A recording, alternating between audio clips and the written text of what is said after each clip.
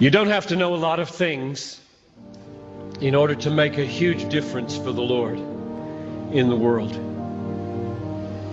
But you do need to know a few things that are great and be willing to live for them and die for them. People that make a difference in the world are not people who have mastered a lot of things.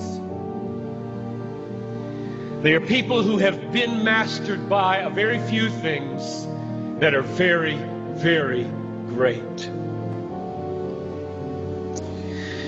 If you want your life to count, you don't have to have a high IQ and you don't have to have a high EQ.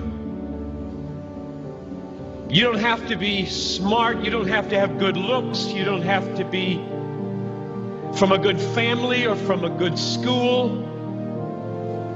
You just have to know a few basic, simple, glorious, majestic, obvious, unchanging, eternal things and be gripped by them and be willing to lay down your life for them, which is why anybody in this crowd can make a worldwide difference, because it isn't you, it's what you're gripped with. But one of the really sad things about this moment right now is that there are hundreds of you in this crowd who do not want your life to make a difference. All you want is to be liked. Maybe finish school, get a good job, find a husband or a wife, a nice house, a nice car, long weekends, good vacations, grow old healthy, have a fun retirement, die easy, no hell. And that's all you want. You don't give a rip whether your life counts on this earth for eternity. That's a tragedy in the making. That is a tragedy in the making. About 3 weeks ago, we got news at our church that Ruby Eliason and Laura Edwards were killed in Cameroon. Ruby Eliason, over 80, single all her life, a nurse, poured her life out for one thing: to make Jesus Christ known among the sick and the poor in the hardest and most unreached places. Laura Edwards, a medical doctor in the Twin Cities, and then in retirement, partnering up with Ruby, also pushing 80, and going from village to village in Cameroon. And the brakes give way. Over a cliff they go, and they're dead instantly. And I asked my people, is this a tragedy?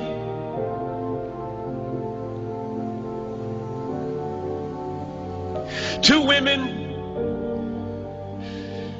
in their 80s, almost, a whole life devoted to one idea: Jesus Christ magnified among the poor and the sick in the hardest places.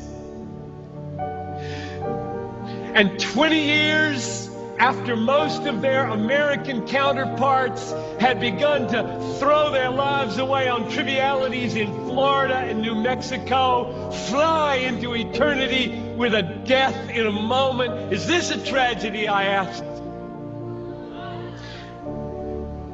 It is not a tragedy. I'll read you what a tragedy is. I've got a little article here from Reader's Digest. You don't read Reader's Digest, I know that. But there is a generation who does. This is a tragedy. Title of the article: Start Now, Retire Early. February 1998. Bob and Penny took early retirement from their jobs in the Northeast 5 years ago when he was 59 and she was 51.